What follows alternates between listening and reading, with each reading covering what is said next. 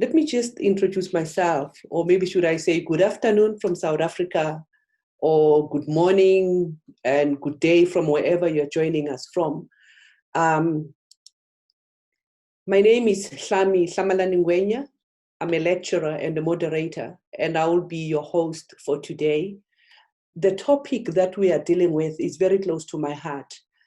As a trained, I'm a qualified, teacher in 1992. That was very far away back. I've been engaging with the issues of human capital from different perspectives, and I'm very happy to be moderating this session today. Maybe just a few things. So this webinar is hosted by partners. On one hand, we have, the Food and Agriculture Organization, more especially the Investment, Center Division and colleagues, in partnership with the International Food Policy Research Institute, that is IFPRI in short, but also the research program on policy, institute, and which is called, PIN. So these are the partners that are hosting the webinar today. Yes, you can follow us on Twitter. Here we have, some Twitter handles that we would like you to follow. We have, at FAO Invest. You can also use at IFPRI, at PIM_CGIAR. You can also use hashtags, webinar, hashtag agriculture, hashtag human capital.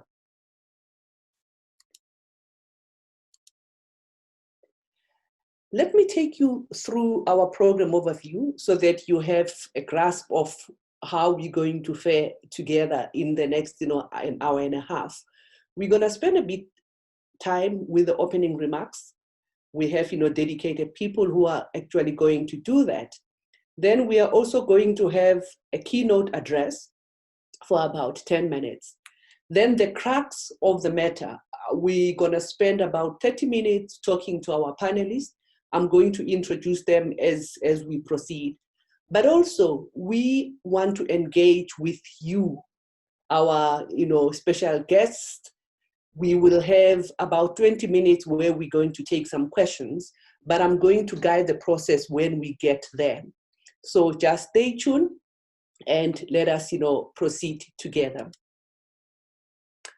Without any waste of time, we are going to have our opening remarks. They are going to give us more details about the background of the study and anything that we need to know for these. We are going to have it in two ways. We're going to have, two special people that are going to give, opening remarks. As I've indicated that, this webinar is hosted by partners, FAO and IFPRI. So on one hand, we're going to have Mohammed, and we're going to have, Kristen. Let me tell you a little bit about Mohammed as he prepares to be our first, speaker of the day, where he's going to give us his opening remarks. Mohammed is currently the director of the Food and Agriculture Investment Center. This is a division that supports, public and private investment in food and agriculture. And they work in partnership with other financing institutions like IFPRI, the World Bank, and many more.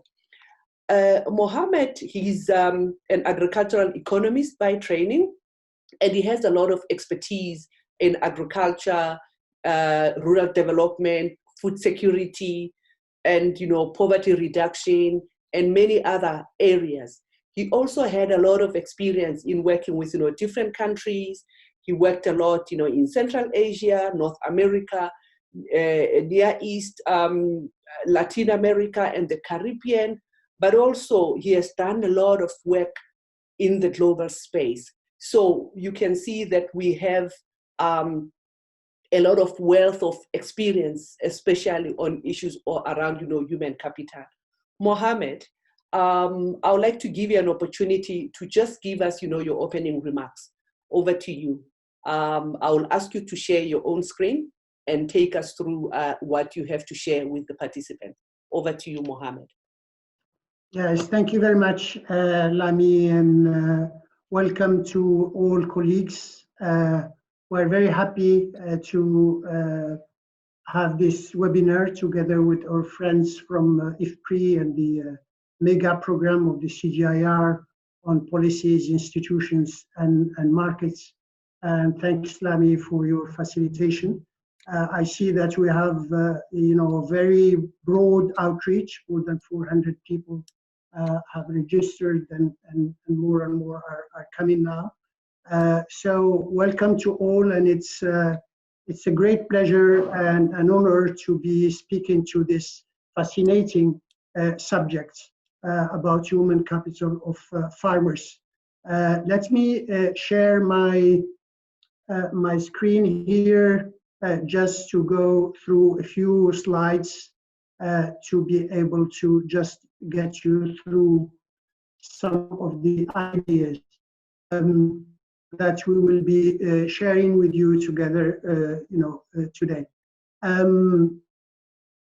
If we are to look at the current situation of, in many developing countries, we realize that agriculture is still the mainstay in many countries.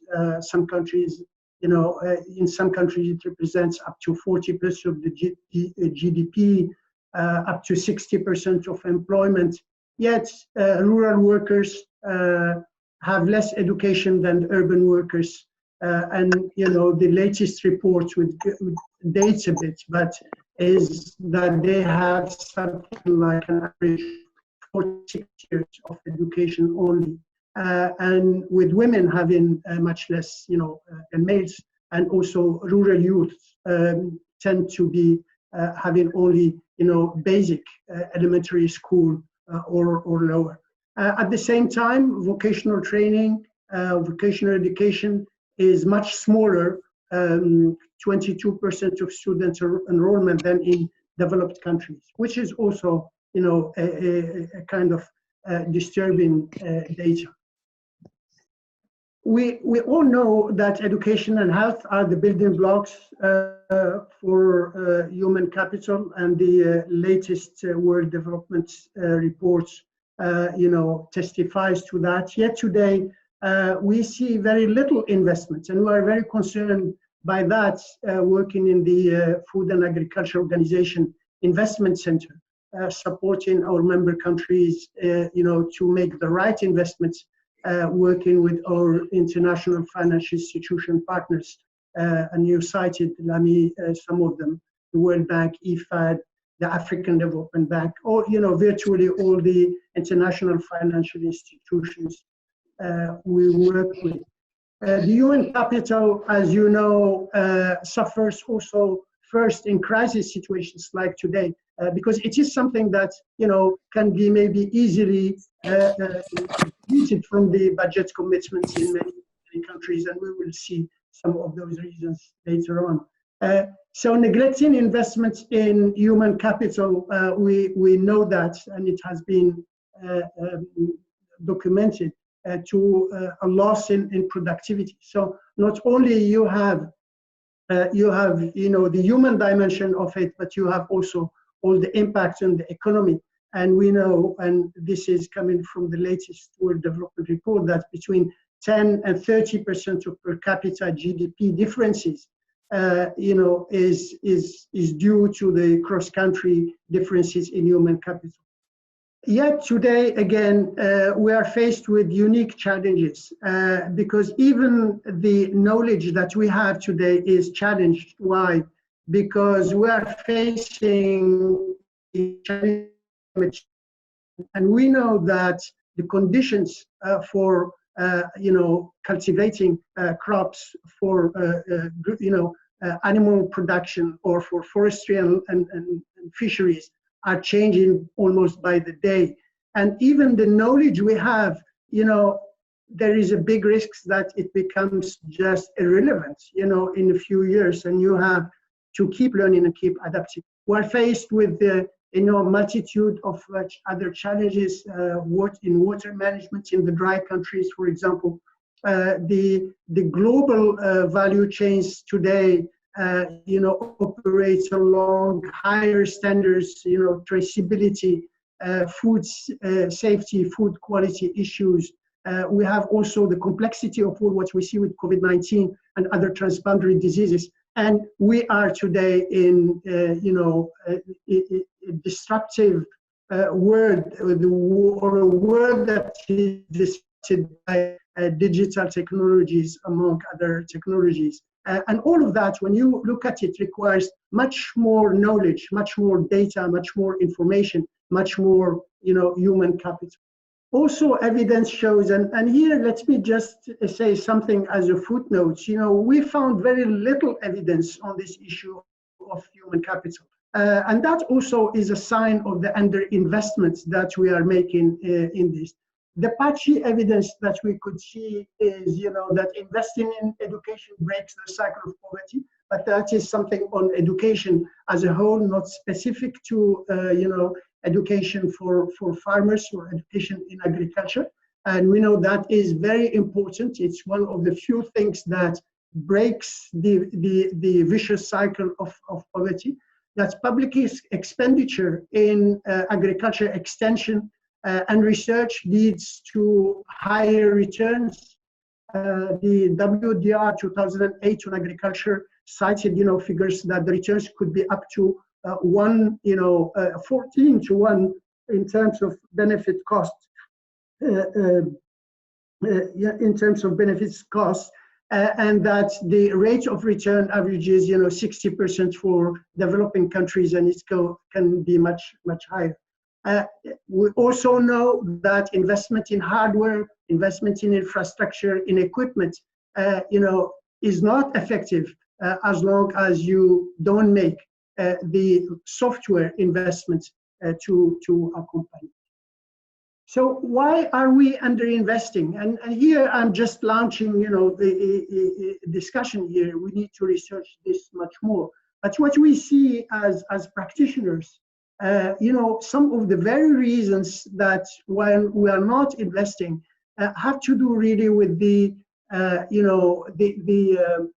short term versus the long term. So the governments taking decisions on public investments tend to favor investments in the medium term, 4 to 5 years, the typical projects that we do, instead of the long-term investments where results actually accrue, by generation and not in a 4 or 5 year time span.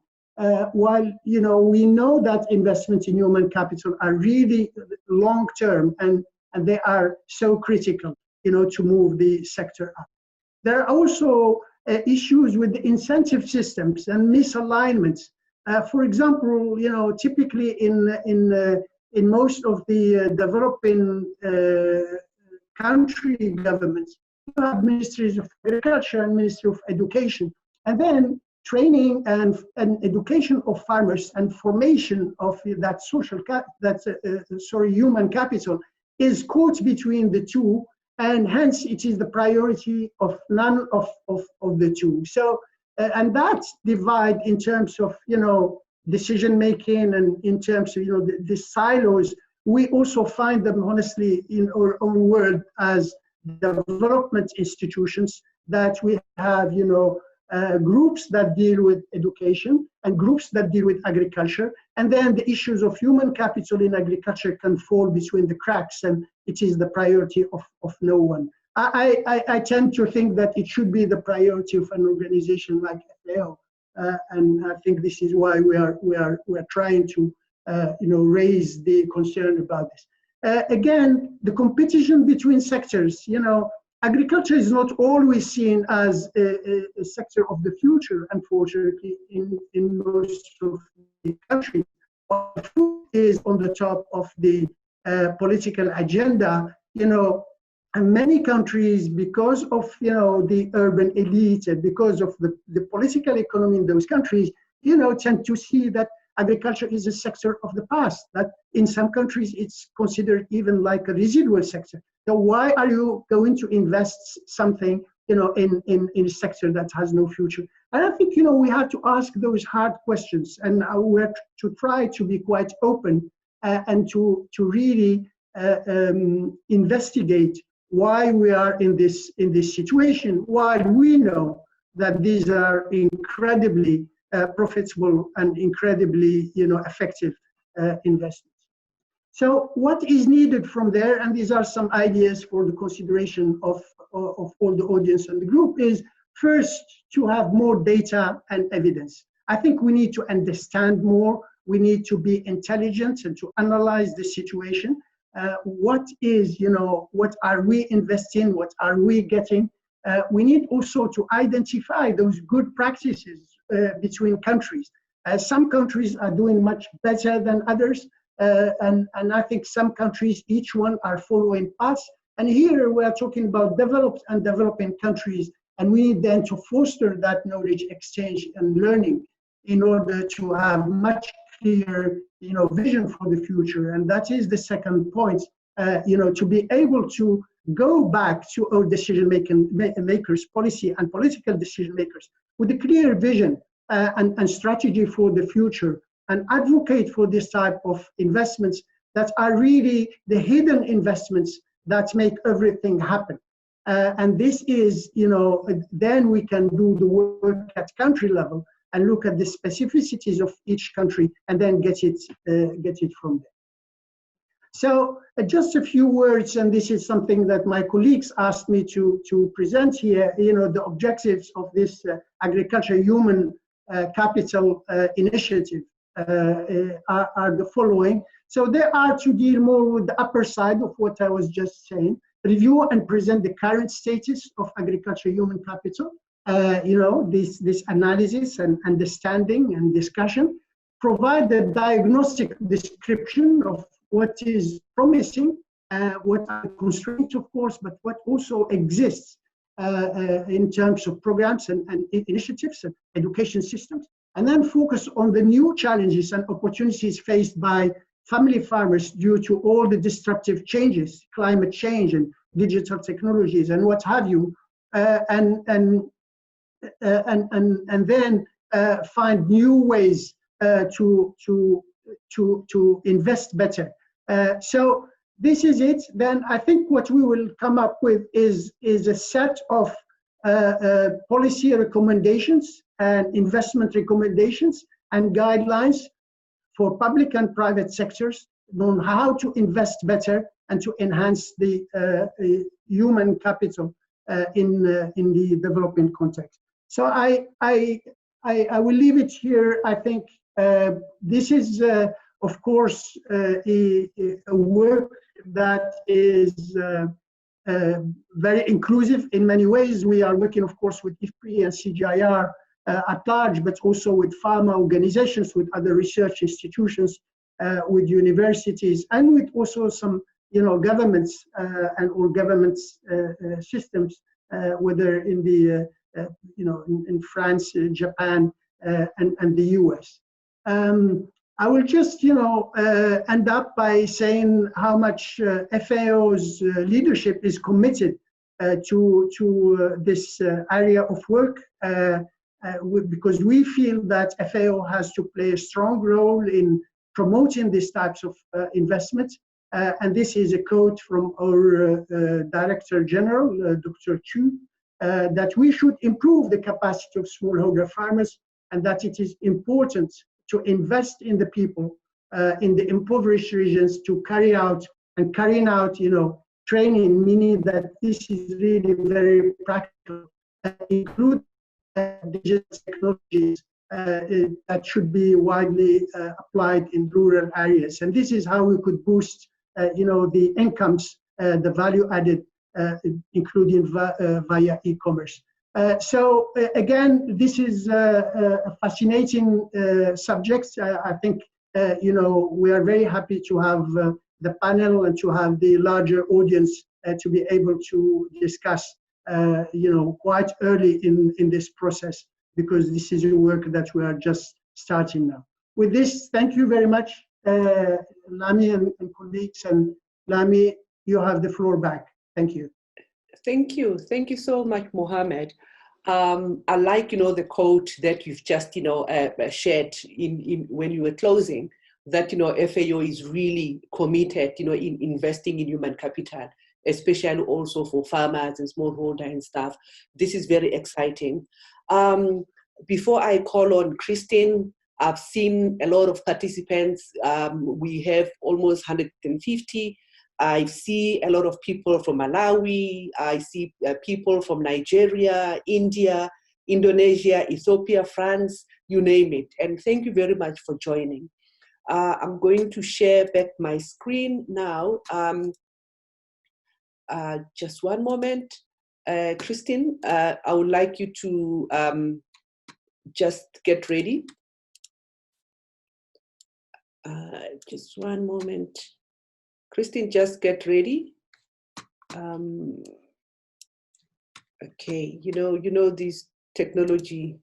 Okay, I wanted to do like this. Okay, so now let me introduce you to our next speaker. She's also a host. So Dr. Christine Davis, she's a senior research fellow in the Development Strategy and Governance Division in IFPRI.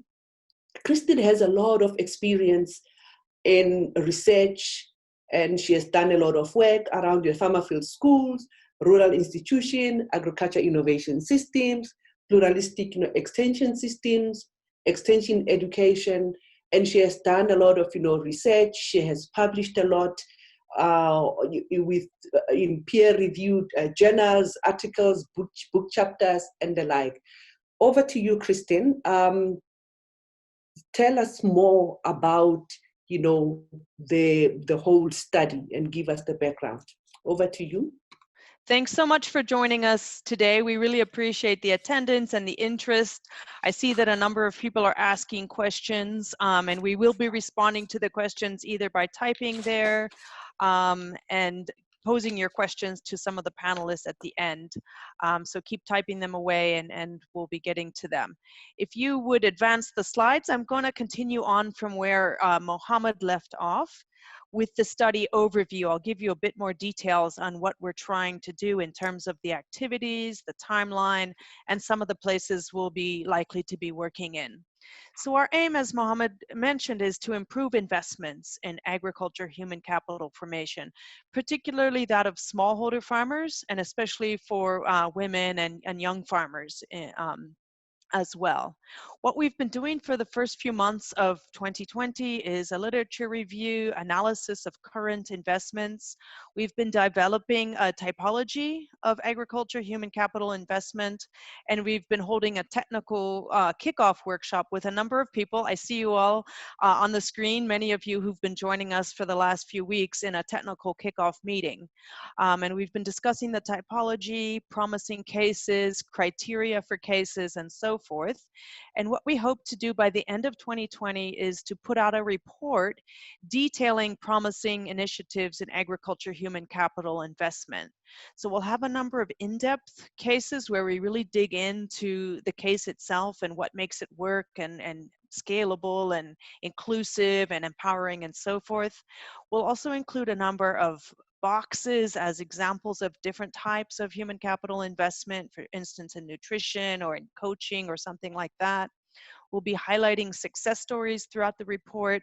We might even get a little bit sort of innovative and maybe use some online photo essays, blogs, and an interactive database with all of the great initiatives that we've been finding around the world. So our typology of human capital investment, it's rather involved, and I'm not going to show you the whole thing now, but we will be sharing these components of the report as they come out. We'll be looking at different areas of human capital investment for farmers, for producers of different kinds. We'll be looking on the formal side and some systems level human capital investment, vocational training, some certification, apprenticeships. On the non-formal side, there's an awful lot going on, especially with regard to agricultural extension and advisory services, both for groups and for individuals. And we'll also be looking on the really informal side of farmer-to-farmer sharing of information, maybe WhatsApp groups, coaching, and so forth. And you can see on the map, we've identified a number of promising initiatives spanning, from the US and Chile and other parts of South America, all the way over to parts of Indonesia, India, countries within the African continent. There's a number of promising case studies that we hope to look at. And we hope to hear more from you via the chat and via, Twitter and so forth, that we keep talking about promising initiatives. Just to talk about our timeline, I've highlighted that we have been working on the literature review, the typology development, held the technical kickoff meeting. That was all done virtually because we couldn't meet in Nairobi as we had planned. What we're going to do now is move into this series of in-depth case studies and also writing up the boxes and other components of the report. That's going to happen between June and September. But I really want to highlight an upcoming event at the end of the year, probably in November, possibly December this year. We're going to have a knowledge sharing event.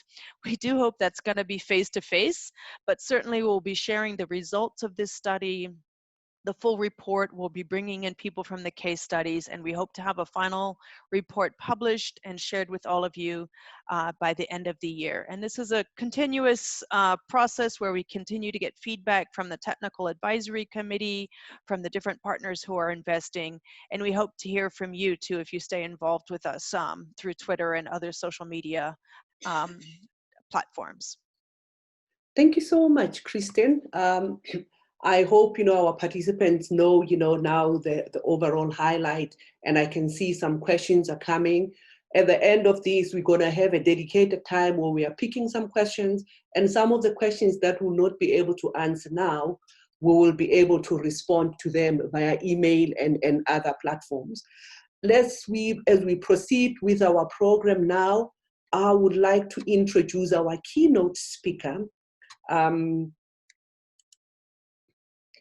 So our keynote speaker for today is Andreas Blum. He's a manager for the World Bank Education Global Practice, and he's responsible for, education portfolios of 19 countries. You can imagine the wealth of knowledge that he brings on the table. At the moment, he's working mainly in the Middle East and North Africa, but he has a lot of experience with other countries as well. He joined the bank in 2003, so he's got, almost 17 or 18 years of experience with education-related activities. Originally, he's Danish, and he has worked in many countries in Africa, Asia, and he brings a lot of, a wealth of experience. Without any waste of time, I'm going to give over to Andreas. The stage is yours. Over to you. First, say thank you for everybody for dialing in and listening. It is extraordinary times, and it's nice to focus on other things than COVID for a moment. So I'm very happy to present what I know on an overview, very brief overview on agricultural education and training. As Lami went over, I have approached the agricultural education and training from the education side and less from the ag side. I have a colleague, IFPRI, that will talk a little bit more about the World Bank on the agricultural side. And of course, agricultural education and training is very much linked to the development of the agricultural sector. And I'll go further into that. I have 3 main points that I would like to discuss for today in around 6 slides. One is the discussion that Mohammed already started on around the returns to agricultural education and training. Coming from the World Bank, we are of course very interested in the returns of what we are doing. I'll discuss some estimates and some of the key factors behind that, which also talks to the effectiveness and the considerations on effectiveness for education and training for the agricultural sector. Secondly, I'll discuss briefly around why agricultural education and training is special and why it's critical. And thirdly, just briefly, the challenges that I see going into education and training. And I realize that a number of these issues are known to the experts online. So this can serve as an overview, and I hope it still provides value to you. And I'm of course happy to answer questions following this. Those are my 3 main points. Let me go to the next one around high returns to education and skills in agriculture. And I think we should distinguish between 2 sets of return and activities. One is the education per se, which is what I'm going to discuss here. And the second one perhaps relate more to what Mohammed from FAO was discussing around the returns to innovation and research and development in agriculture, which has often also some very high returns estimates linked to it, but I will focus more on the education and skills. My starting point is what's the global return to education, to 1 year of education. And the best estimate that we have globally is around 9%. That's a little bit higher in Africa. It's a little bit lower in high income countries. And it varies quite significantly across the different levels, which I'll come back to. Then specifically for agriculture, there is a belief that returns are higher for rural population and for those subsistence farmers that are working in agriculture. I say belief because it's not a consistent finding across studies. You find a lot of case studies that have high returns attached to it, but it is very difficult measuring and finding a specific rate of return that averages across these studies. The best meta studies I've seen find similar to the global estimates, around 7, 8, 9% of return, including for workers in agriculture. Why is it difficult to estimate? 4 reasons. One, and that's probably the most important part of understanding what is the return to an education, is the quality of education. 1 year of schooling in a low income, low input setting with poorly educated teachers, poorly prepared, does not yield the same outcome in terms of competences as a high quality school. And very rarely do we see studies that are measuring the quality of education, so learning outcomes. And if we do control for learning outcomes, and I've seen very little of that in studies in the agricultural sector, then we find out that it adds a third to a half of the explanation of the income of on the impact of education on earnings or output in the case of agriculture. Second, there's a larger academic discussion, but also it's a real discussion on what's the real driver between higher output and higher earnings. Is it that workers are inherently smart, that have higher incomes, but they happen also to have higher education?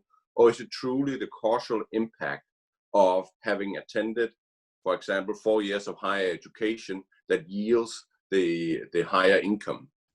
In particularly, so that's one factor of causal impact. The second factor is covariation with capital. So is it, I have my plot of land, is it because I have a tractor and I'm educated? Which 2 of those factors? Often you'll see those factors go together at the same time. Is it because of the tractor, or is it because I have my education that I have a higher yield on my land? It's very difficult to disentangle those factors, and that's why you have the varying estimates of it.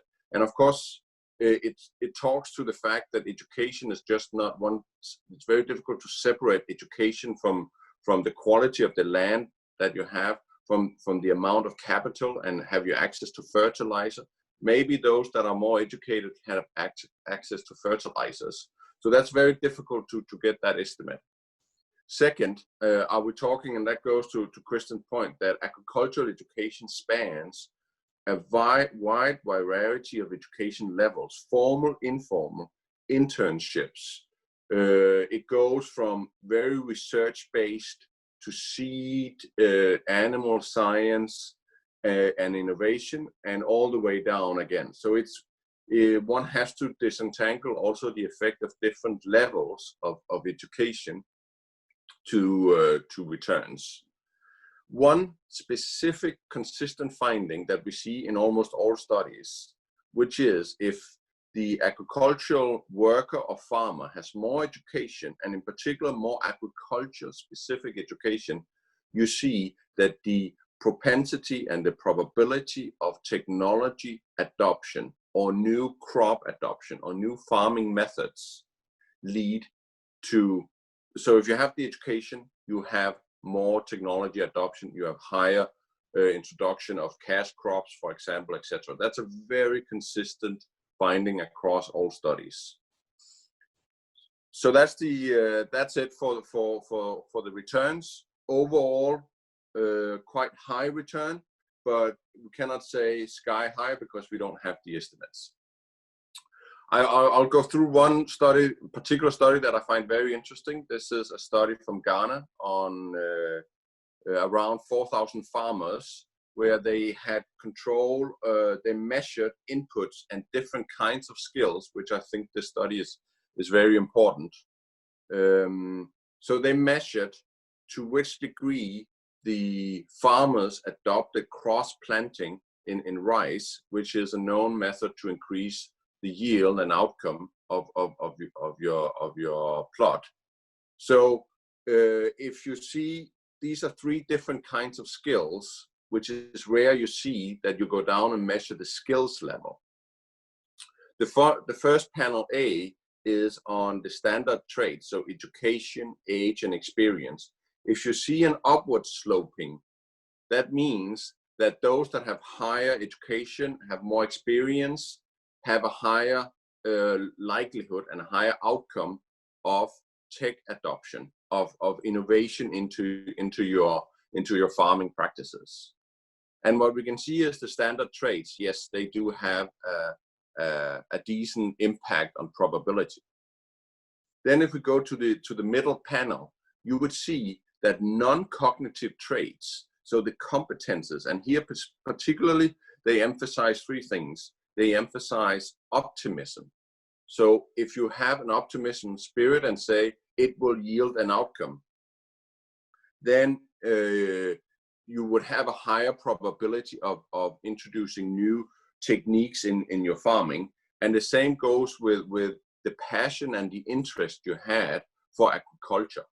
That one is also linked to substantial higher innovation in your farm practices.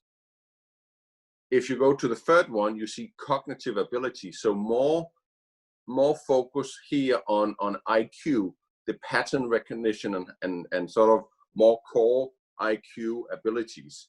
And you see very little impact. For me, this is very interesting because it's one of the only studies that I see that's tried to break out what are the competences that are driving a higher yield in agriculture. And this will change. Overall, we do see non-cognitive skills across sectors are much more important than we used to think. But we see in other sectors, cognitive ability is very much linked to your employment and your learning outcomes. But it seems less linked in the case of agriculture.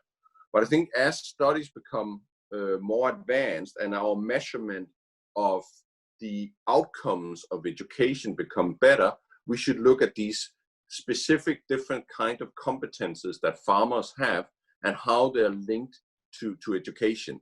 And I'll come to a fourth skill that was not measured in this one, which is around entrepreneurability skills, because each farmer basically run their own business.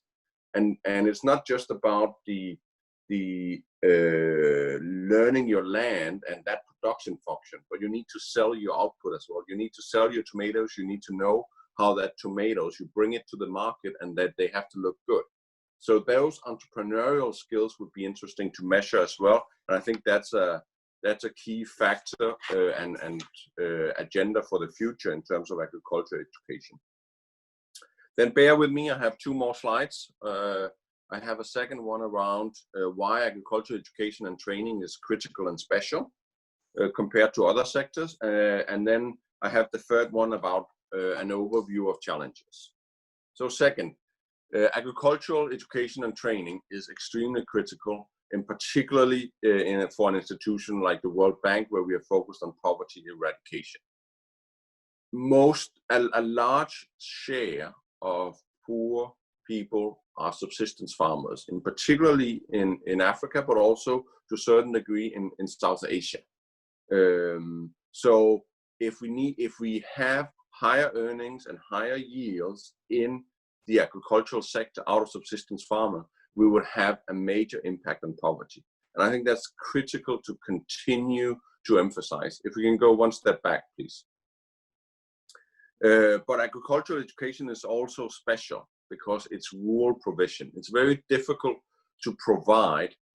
Lami, can you reverse the slides and go back? Thank you. So it's very difficult to provide education in rural settings, and particularly in an African setting, but also elsewhere, where you need to have the textbooks go out there. You need to have material. You need to have qualified teachers. Teachers often would like to stay in urban areas that are well developed. So it's very difficult. You can give money and you can educate out, which is teachers from rural areas. That's very critical.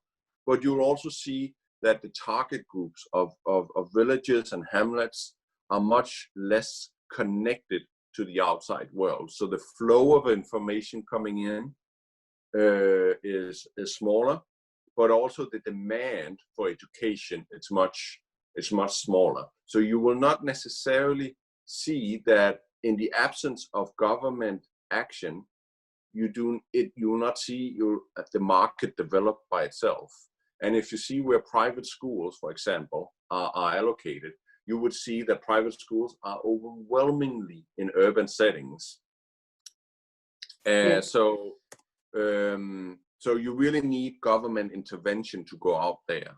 Lastly, education training is very applied. It's hands-on, as you see from the photo. This is a photo from the Africa Center of Excellence in Côte d'Ivoire around biodiversity and climate change. The part of what I've been working on in West Africa. Then I would like to say also, Andrea, yes. Let me interject. If you can conclude in the next minute or so that yes, we have sufficient time to take questions. I shall do so. Okay, thank you.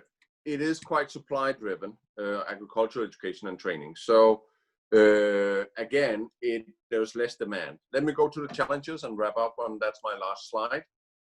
Okay. So I do think, as the other speakers have referred to, that agricultural education training has lost attention. I think there's a low level of funding, as we see. I think also that demand from the constituency, so the rural and the farmer communities, is much less well connected than urban youth areas that are on the street demonstrating in the cities, and higher education students, for example. And that does create less demand and less pressure from political to invest in agricultural education. There's challenges, as already mentioned, around the pedagogical and delivery of education. Then the fragmentized provision, as Dr. Mohammed also discussed, around education training being fragmentized across ministries, Ministry of Education, Ministries of Agriculture, state, federal levels, etc. That's often very difficult to manage. Then beyond the two challenges that were already mentioned on climate change and digital, I think now agriculture is really increasingly around global supply chains. So so one has to link up with global companies, be it cocoa sector, being rice sector, whatever kind of crop you're in. It's nowadays a global supply chain. You need to meet global hygiene standards. So you need to work with those companies. That makes it much more difficult. And for me, that's a big challenge, but also a huge opportunity for higher returns. I'll end on this, and I hope it was of interest. I'm ready to answer any questions, and thank you again for the platform. Thank you so much, Andreas. We have 3 panelists that are going to give few minutes each to introduce themselves. They also have a lot of experience from different parts of the world. And what we were doing here, we wanted to have different voices. So on one hand, we have Dr. Messi Akeredelu, who's going to give her perspective from the implementing partners. On the other hand, we have Priti Ahuja, who's going to give her perspective from financing institutions. And lastly, we cannot not have the voice of the farmers. So Benito Eliasi will be giving his perspective from the voice, the perspective of a farmer organization. Okay, without any waste of time, I'm going to give Dr. Messi Akeredelu. I'm not going to read her bio so that you have sufficient time to share your views. Just introduce yourself in less than 4 minutes, so that we have not even 4 minutes. If you can do it in 3 minutes, I'll be happy. Just introduce yourself, and then I will tap your brain later on. Over. Hi everyone, my name is Messi, and I work for Sasakawa Africa Association as the Team Director for Human Resource Development. I am based in Addis Ababa, Ethiopia. Sasakawa has been working on human capital development for the agrarian population in Africa for over 30 years, with special focus on smallholder farmers, the facilitators, universities, and agricultural colleges. The world has been facing food insecurity for decades, but some regions, especially Africa and some parts of Asia, been disproportionately more affected. One of the key drivers of this crisis, as you all know, alongside is economic shocks, unpredictable climate change, insecurity, and the most important one is population growth, which is far outstripping the rate and volume of food produced, with consequent adverse effects on nutrition and standard of living. Currently, the world population is put at 7.3 billion, with over 15% going to bed hungry and many more malnourished. So in 2020, we have 7.3 billion. By 2030, we have 8.5 estimate of world population. By 2050, 9.7 billion. So the question before us is how to provide enough safe, nutritional food to all these people.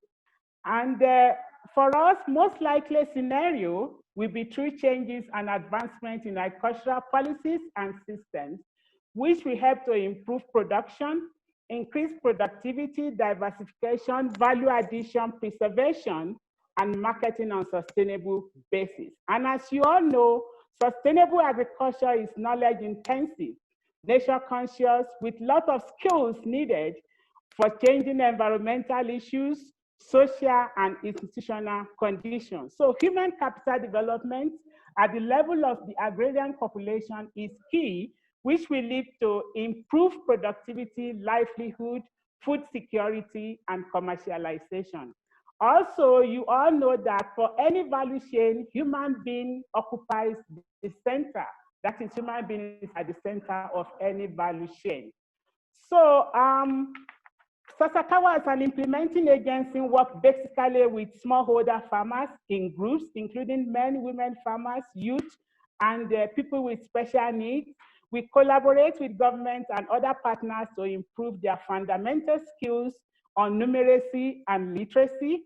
We have developed proven field level models along agricultural value chains that we use to train smallholder farmers on new technologies, the knowledge and the skills. And inside these models, we have tools that impart analytical and system thinking skills for innovativeness and visioning, with adaptive and risk mitigation skills to cope with changes.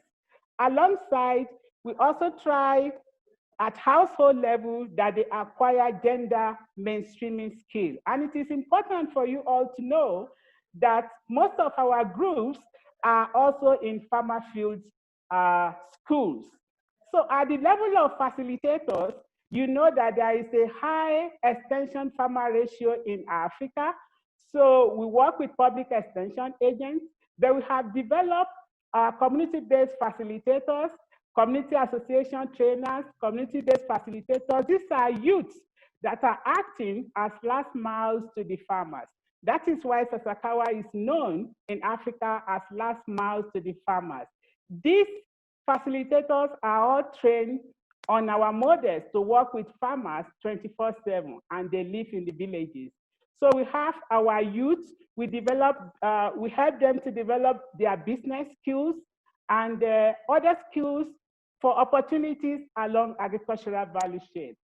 At higher levels of human capital development to resolve entire system problems in agricultural landscape, we work with universities and agricultural colleges in Africa using our proven model, the Sasakawa demand-driven curriculum that is need-based, value chain oriented, and has components such as supervised enterprise projects and the enterprise centers. With supervised enterprise projects, our students and our lecturers, they go to communities, work with farmers, solve problems along commodity value chains, and these problems are translated to projects, and these projects become enterprises for farmers, even when students are no more with them. We have the enterprise centers where our students are trained to acquire entrepreneurial skills. So we train our lecturers with these field level models and our human resource development models in almost 11 countries in Africa with 27 universities and agricultural colleges. Thank you. Over to you, Hilana. Hey, thank you very much, Messi. That was, very short and to the point. To our audience there, keep those questions coming. After these, we're going to have a dedicated session where we're going to take, some few questions. Now, let me go to our next panelist.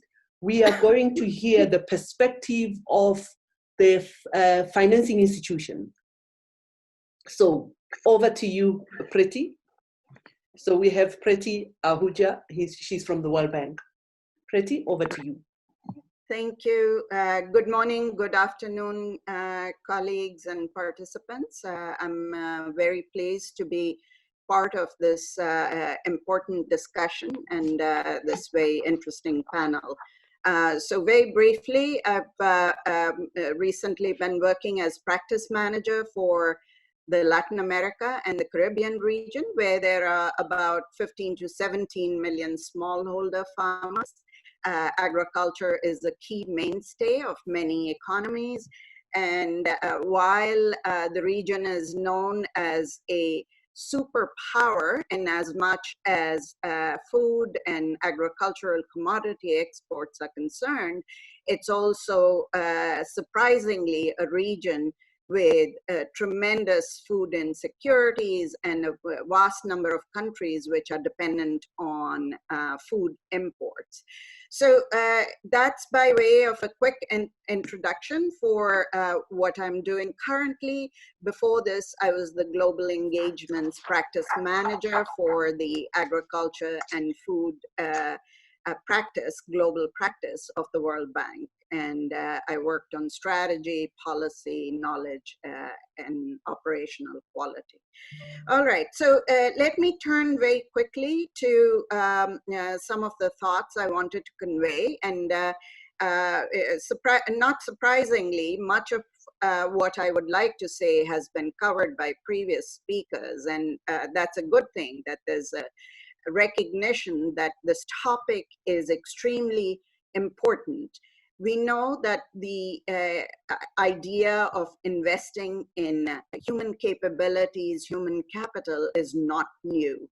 From music to medicine to sports, wherever countries have focused their attention on building human capital, the payoffs have been tremendous, and the results have been rewarding all around for the countries, for the communities, for the companies, and for the concerned individuals. Now, the key is to remember that in agriculture, there has not been such a systematic, holistic, deep, and sustained effort. And it's not that there hasn't been attention. It's just that it's been a focus on specific elements that need to be solved in the moment. So it's not developing the farmer as a whole individual who's a private entrepreneur, who's running his or her own business. So that's the key. Now, when countries fail to invest in human capital, the costs are enormous. The costs are particularly huge for, of course, the poor, but also for the future generations who get handed down very little by way of opportunities and capabilities. Next slide, please. So this is particularly ironical when you think about the food and agriculture industry, the food and beverage industry, and the food system writ large is a multi-trillion US dollar, in US dollar terms, industry. So this is also, by various estimates, the largest employer. It may not be formal employment, but it's by far the largest employer in terms of a sector. So what's going on? Why is human capital development, especially for the 500 million or so smallholder farms, lacking? When you consider the agriculture sector, of course, it's very nuanced. The consideration has to look at the commercial large agriculture versus the smallholder farmers, more informal agri-food systems, because there are multiple food systems that are at play in any given country, and they coexist from the traditional to the transitional to the modern integrated sector. So one really needs to unpack those issues to understand what's going on. And of course, you know, for the people at the extreme end of the barbell, so to speak, who are working in these difficult conditions with a lot of informality, no job security, low income, etc., the cycle of poverty, the vulnerability to shocks, continues unabated. So thank you, Shlami, for moving to the next slide. So we have to ask ourselves, and perhaps we'll dig more into some of these issues about whether, when we have a further discussion, whether the agriculture sector and the agri-food system and the actors who are engaged in these food systems, primarily the farmers, are ready.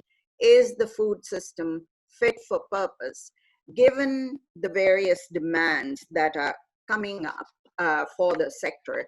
There's, of course, as the colleague from Sasakawa spoke, there's a rising population, malnutrition is on the uptick.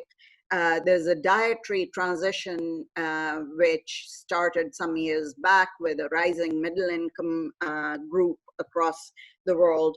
At the same time, a lot of vulnerabilities have come to the fore. Climate change, extreme weather events, fragility, conflict, violence across many, many parts of the world.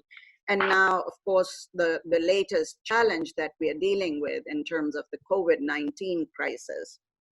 So how do we make sure that all of these aspects are put together and attention is paid to transform the agri-food system, and particularly the work-related aspects, skilling, upskilling, creating conditions for better employment, for not only those who are born into farming and sort of have this destiny, but also for attracting new generations, youth and others, the private sector, to really invest and make this food system robust and ready for an online world. Thank you for moving, please. Okay. To the next slide. So we heard a lot about technologies, digitization, etc. This is a trend which is here to stay. It offers new opportunities in terms of connectivity, new markets, ways of improving resilience to climate threats, enhancing productivity, and reducing the really backbreaking hard work that has been a deterrent to so many in the sector. So let's all work together. There are good examples out there, and we are looking forward to the study being led by our partners. Thank you. Okay, thank you very much, Freddie. We are moving now. I'm going to call upon Mr. Benito Eliassi. He will be giving his opening remarks from the perspective of farmer organizations. Benito, over to you. Thank you, Shami, and thank you everyone for participating. I'll take from where Priti left. When we are talking of farmers and the competences required by farmers, there's a context under which, for us who represent farmer organizations and farmers, look at. First of all, I think people have mentioned in terms of the globalization of the food systems themselves. What happens in point A will affect point B. And I am in South Africa. What happens in South Africa here will affect a lot of countries within the region and outside the region. So when we are looking at competences of farmers, we need to consider that setting.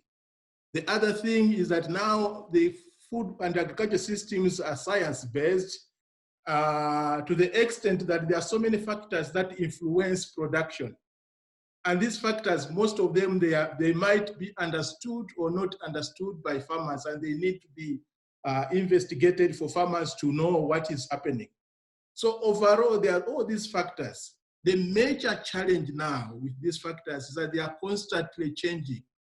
And when they are constantly changing, it becomes so difficult for farmers to have competences that can address the challenges that they are facing now.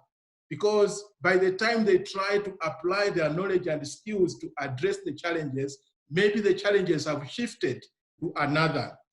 And the issue of digital, I think it has been mentioned, which is also within the same basket of complexity in terms of what farmers are facing.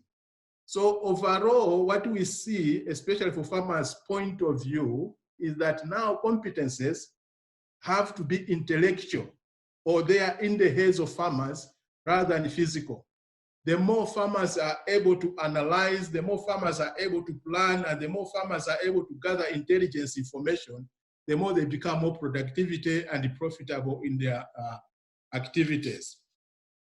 Now, what we have done within the SACAO is to look at some of the driving factors that influences decisions of farmers. And these have to be considered when you are developing any competence curriculum or when you are developing anything to improve or to develop the skills of farmers. And I'll not go into details because most of the people have mentioned them.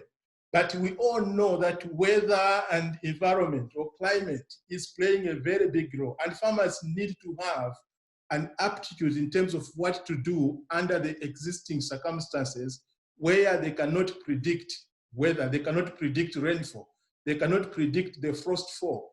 All this, they need to have competence on how to go about to continue their production. And also the other thing is to do with, for example, consumer demands. Consumers of these days, they are different from the consumers of the previous days. The consumers of these days, they have specific type of food they want to consume, and farmers have to respond to that. And for them to respond to that, they need specific competences and specific skills. Above all, the major thing also to consider when we are looking at competences is to understand that farmers, be it small or commercial, they are diverse. They are not homogeneous group of people. So we need to consider all of them. Some as of scale production, small scale production. Others, they have basic education status, and even the differences of age, gender, all these have to be considered. This is where it becomes so complex to have a curriculum that can address all the diversity that we find in the farming communities. But that needs to be considered. And the other thing that we need to consider, and this should be the last thing, is to look at the entire ecosystem under which farmers are doing their activities.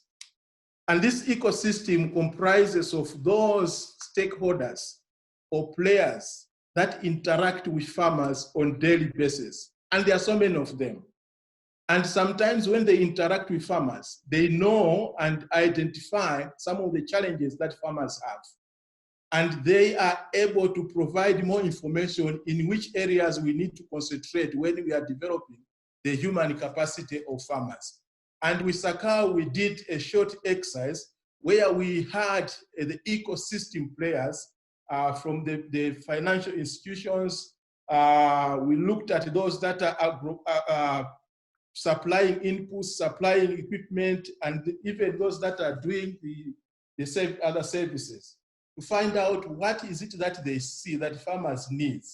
And it was revealing to us that most of the competences that farmers need, they are not offered to farmers, but they are offered to technicians who are supposed to work with farmers. And I have a list, maybe you can see on the screen, compare what the farmer organizations or the farmers, what they considered as their competence needs, and what the ecosystem also considered as their competence needs. And as you can see that there are things like business skills, financial skills, collaboration skills, skills in technology and digital. That's what farmers need, because they have seen that without these skills, they might not progress in their farming.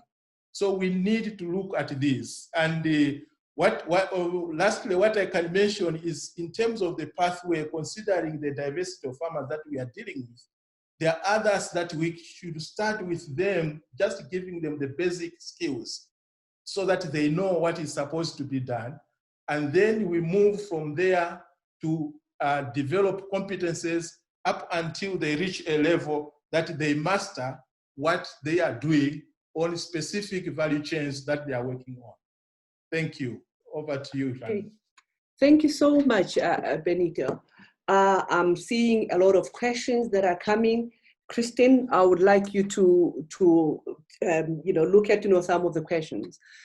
We know that when the climate changes, we adapt. So I had plans to engage our panelists further, but I'm looking at my time. So I will do what we do when the climate changes. So I'm adapting. But maybe just to show you a bit, I had prepared a few questions that I wanted to engage with them.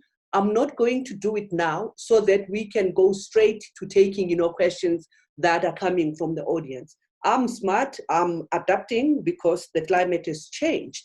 So these were some of the questions that I would have liked to ask them, but we're not going to engage with that.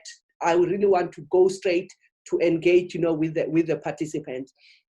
Macy, I would have asked you a question around, human capital and why is it important to do that, especially with young people in the rural areas. Just think about it at the back of your mind. Pretty, I was going to ask you a very, important question, especially around issues of COVID.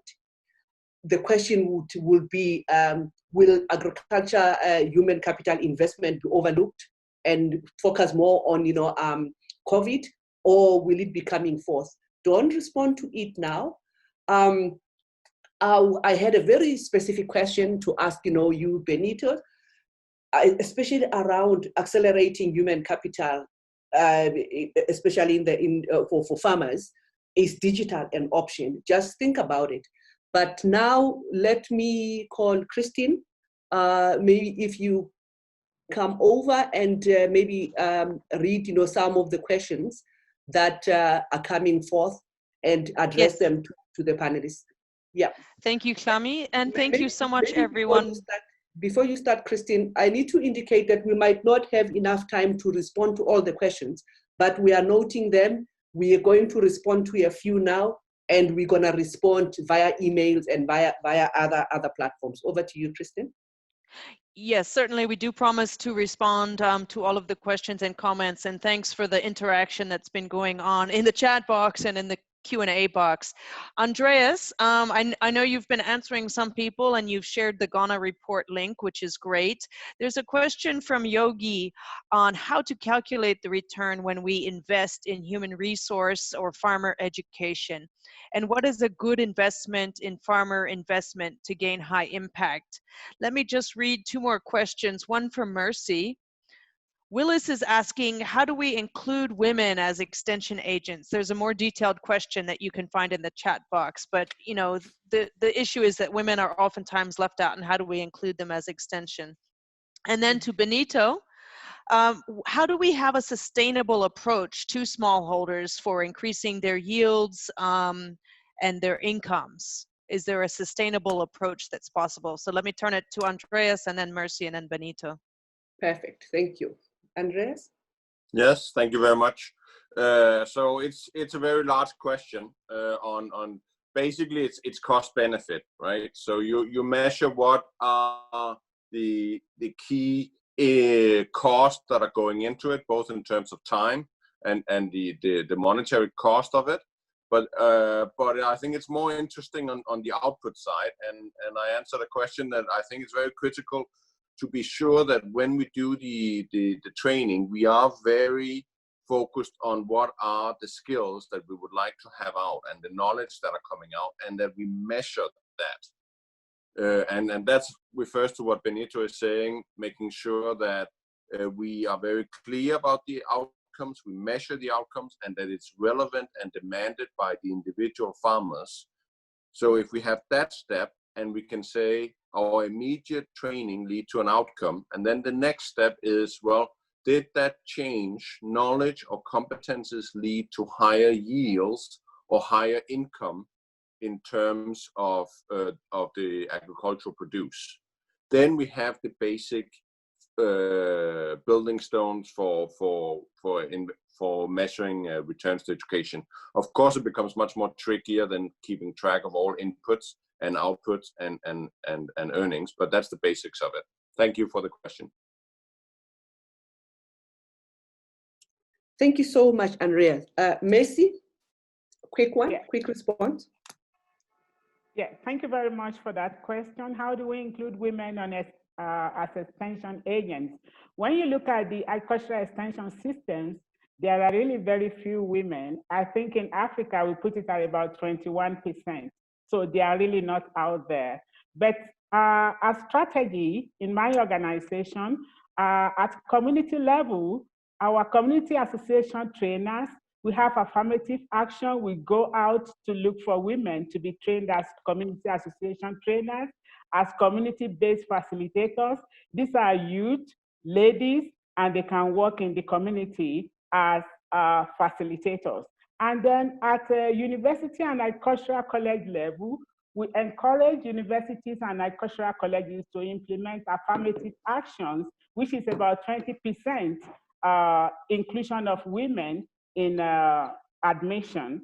And then we look for scholarships for these women, and we do a lot of gender training at farmer level, at facilitator level, and at university level. These are some of the actions that we have taken. Otherwise, they are not there, but we've tried to get them to be there. Thank you.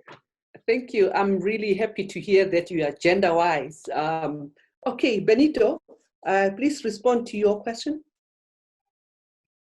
Yes, thank you. In terms of sustainability, sustainable human capacity development of farmers, there are 2 or 3 things that I can quickly mention. One thing, it has to be as flexible as possible, because as we say, the drivers of change, or the drivers in terms of what is driving the ag food systems are changing. So we need to have flexible type of curriculum and flexible type of approaches. 2, we need to be more decentralized as much as possible, so that at a local level, you have providers of services, you have providers of capacity to farmers based on their needs. And also it has to be both demand and supply driven, because as I said, supply driven, because things are global. Sometimes farmers might not know what's happening globally. They need to be told and assisted. At the same time, they need to demand based on their needs. We need to have as many as possible in terms of who can provide this type of capacities. And lastly, but not least, involvement of the private sector, who are always in touch with farmers, because they know what farmers need for the farmers to improve their interaction with them. Thank you. Okay, thank you so much, Benito. Like now, I really want to hear from the voice of young people. So if we have a youth in the audience and you want to ask a question, send your question on the chat while you prepare yourself. I would like to go back to Preti. Preti, I think, this COVID challenge, I really have to ask you this. So my question to you is that, we have, emerging challenges, such as the COVID that we are battling with at the global level. And the question that I'm asking, will agricultural human capital investment be overlooked, or will it be, coming to the fore? What are your thoughts on that, Preti? And as Preti is responding, I want to give an opportunity to youth voices out there. Preti, over to you. Thank you, Shlami. Thank you so much for the question. It's the question of the moment, of course, on so many things. And the pandemic is still evolving. It's very unclear how a lot of it will play out. What is clear at this time, however, is the tremendous impacts on human health, on economies. And if we are not careful and vigilant through policies and investments and actions, this can have major ramifications on global food security. Fortunately, so far, although there have been localized instances of food shortages or temporary glitches, the global food system has continued to function in a normal way.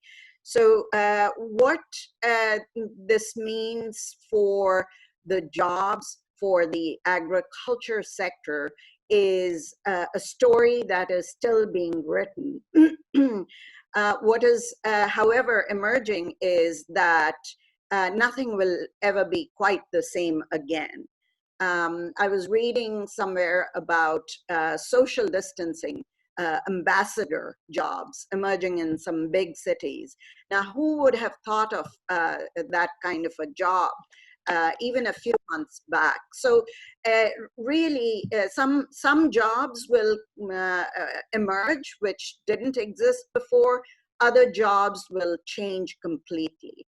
So what does this mean for us in agriculture and in the food systems?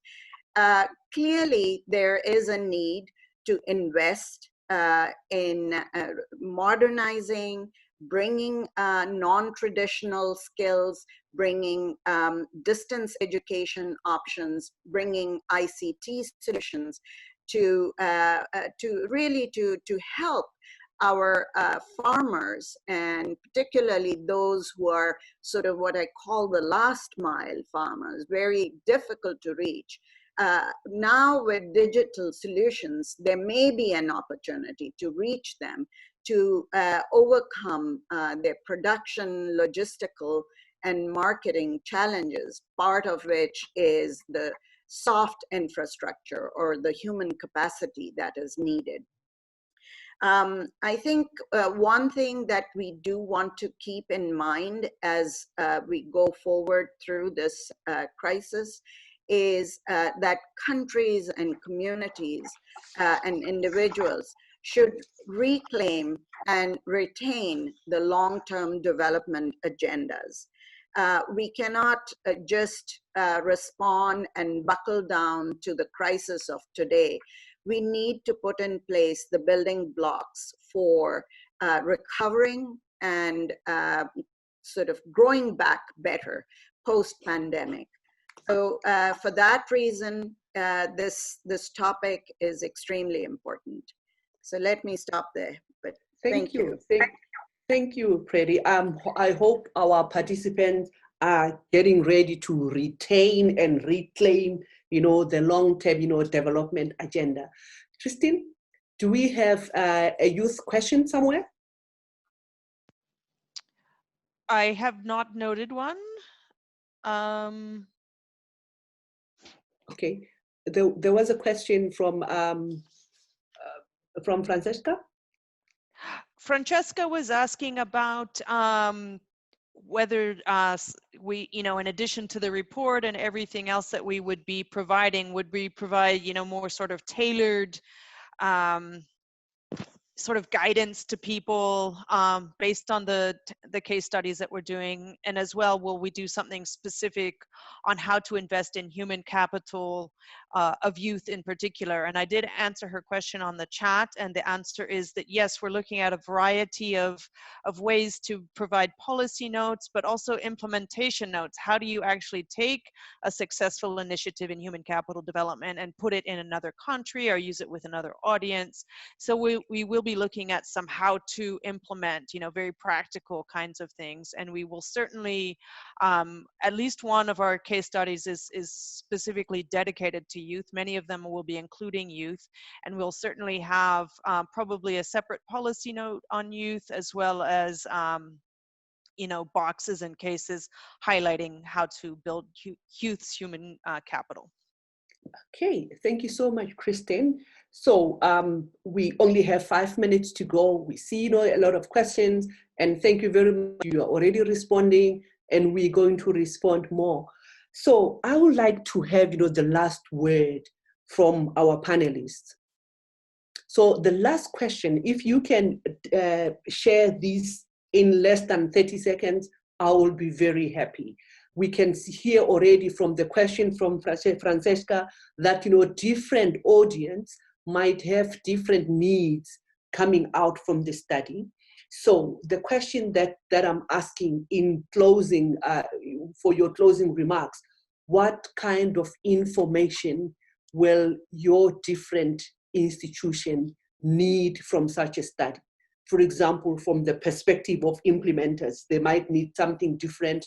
Farmer organizations might need something different, and as investors might need something different.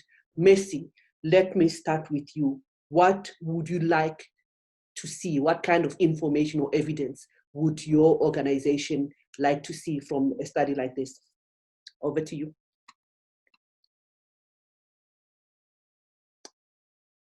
Messi? Messi, I can't hear you. Okay, while Messi is trying to come back to line, Benito, let me push the question to you. What information and evidence will an organization like SACAU need from a study like this? Benito? Yes, thank you. I think the most critical thing for us, and I'm also hoping I'm speaking for the farmer organizations and farmers, is the application of digital technologies in terms of either developing the capacities or using the digital technology to address the farmers' problems. I think this is an area that has not been researched, considering the differences in terms of the investments. I don't know what's happening now. In terms of investments, So what we would like to have, for example, is what are the categories of farmers that could be reached and use digital technologies to improve their production and productivity, as well as their revenues and profits. Thank you. Oh, okay. Yeah. Yes, thank you. Just in 30 seconds, so that I take from Preti, and then we can have our final closure in the next 3 minutes. Preti, from the investor's perspective, what kind of information or evidence would you like to see? Very short and brief. Okay, so I would have 3 asks, and some of these I touched on before.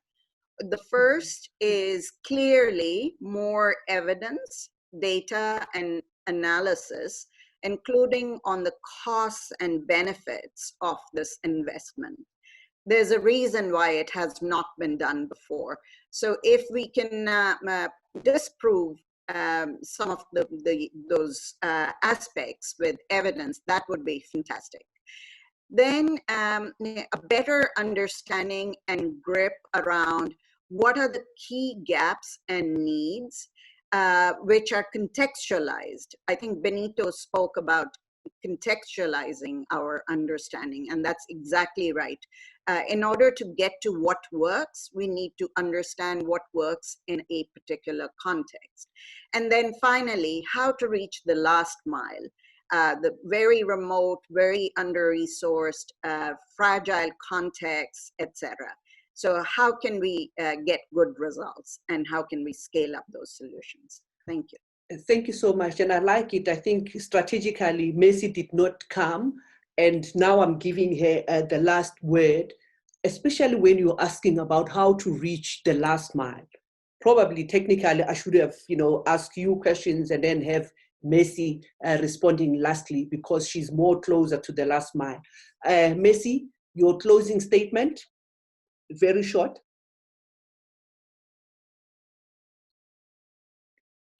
Okay, we seem to have lost Mercy, but ladies and gentlemen, thank you very much. We see some questions. Willis or Ochieng, we have seen your question. We'll be able to respond, and many other panelists that have been, sending questions will be responding. I would like to take, this opportunity. According to my time, it's almost, 1630. I would like to close, but I would like to take this opportunity to thank all the panelists.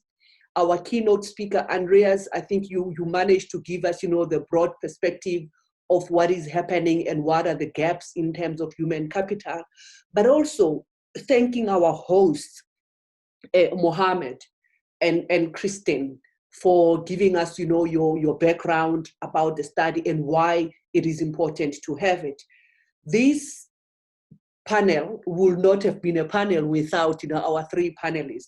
Thank you very much to Mercy from, in implementing, perspective.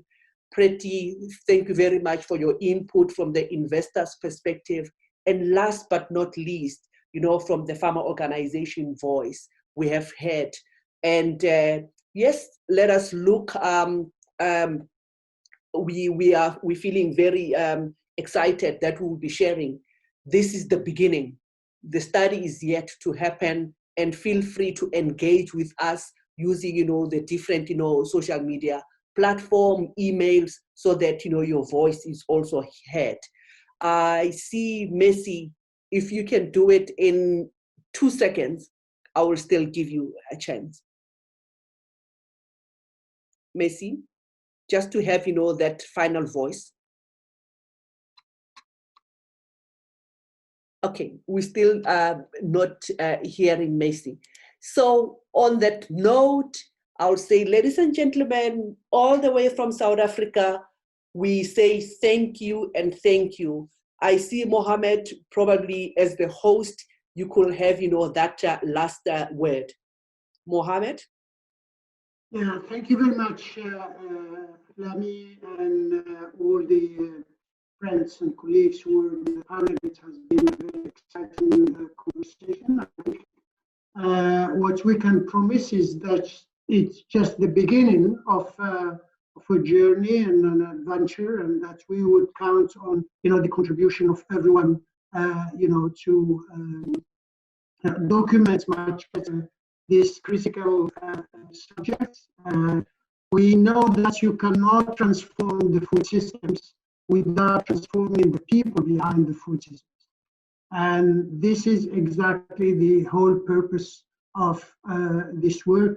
And I think Christine said that we will be reconvening sometime in November to discuss the draft report. And in the meanwhile, thanks to all, and thanks you a lot, Lami, for your wonderful facilitation, and Christine and all the colleagues who are behind will be facilitating this webinar. Thanks again. Over to you, Lami. Bye-bye. Okay. I think once you have spoken, I have nothing to say anymore. Thank you so much. Our webinar ends now. Thank you, everybody.